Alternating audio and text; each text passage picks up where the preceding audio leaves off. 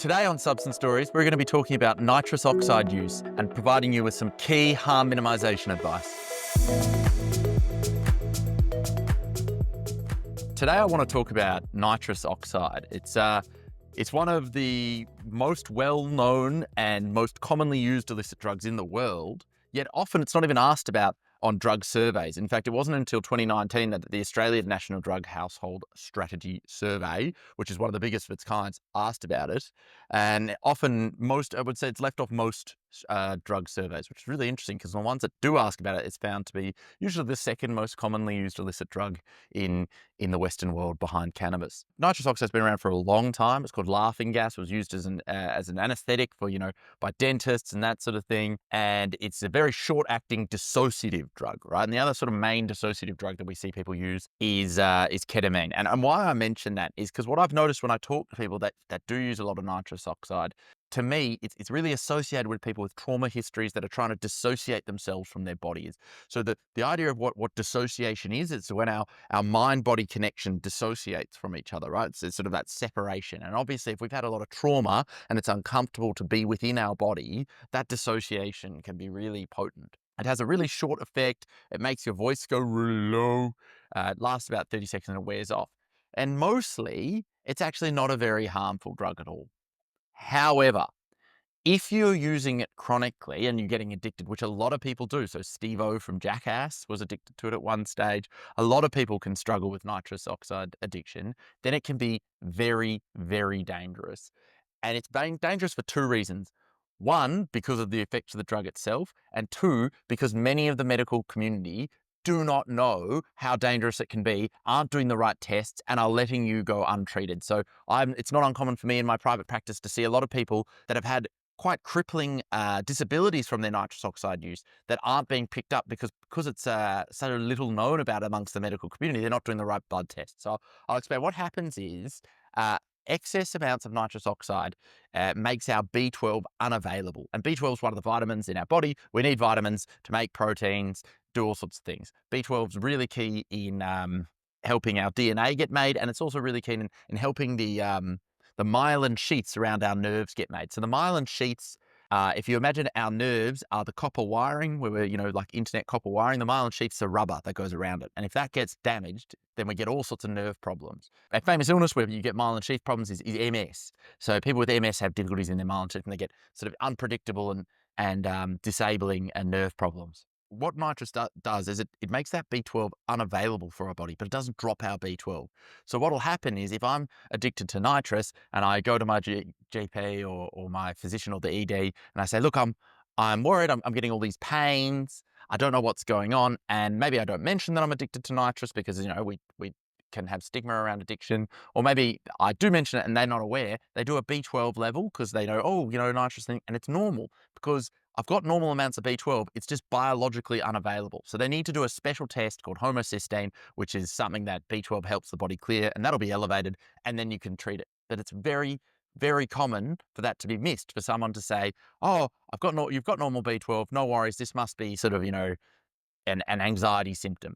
But it's not an anxiety symptom. There's been several, and if left untreated, those injuries can be permanent. So I've seen people with significant and permanent disabilities.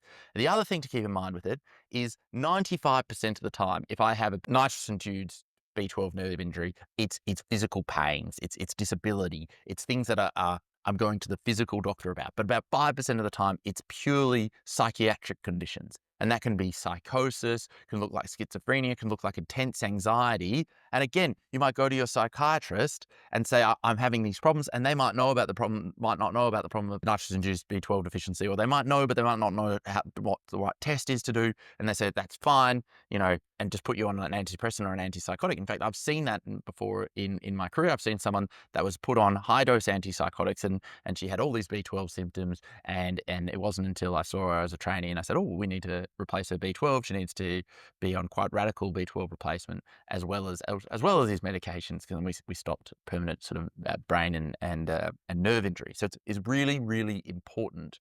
If you are using nitrous, then you need to seek help for it. And if you are using nitrous, you should be taking supplemental B12 just on your own as a preventative measure, even if you're not using a lot. And B12 is just a vitamin, you can get it over the counter.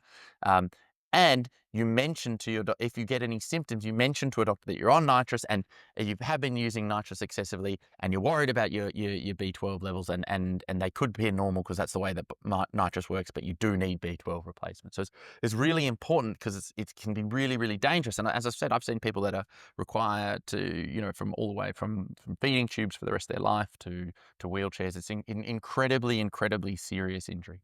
So if I am addicted to nitrous, what do I do about it? Well, like with all addictions, we need help, right? No one's an island. We need to reach out. We need community support. We need professional support to help us get better. We also need to understand why we're addicted. Why am I using this nitrous? So I said it starts at dissociative, and it's not uncommon for people with nitrous use disorder to have a trauma that they're trying to dissociate from. But the problem with trying to dissociate and cope with a trauma that way is that we're not actually healing ourselves. In fact, we're making matters worse. So we need to be linked in with a psychiatrist and a trauma professional, a psychotherapist to help us work through those difficulties. Because remember, addiction is never the cause of the problem. It's a coping mechanism. It's a coping mechanism that makes everything worse, but it is a coping mechanism. I like to think of addiction as something we are doing to get us through the day, but it's destroying our tomorrow. So we need to find things that get us through the day that don't destroy our tomorrow. And those would be what medical professionals would be calling healthy coping mechanisms. And we get that through doing things like exercising regularly, doing psychotherapy, so learning skills through talk therapy, taking medications if needed. That's how we get over an addiction in a healthy way. And that's how we address the thing that was causing our addiction in a healthy way. The other interesting thing about nitrous that I want to mention is it's being more and more normalized in today's society. So I remember when I was a medical student, I used to give this presentation on nitrous, very similar to this podcast now. And there was a company in Melbourne called Nangman. So Nangs is the sort of like the slang term for those little nitrous cream whipper chargers that people buy. And he would deliver Nangs, which is the nitrous, to your front door 24/7.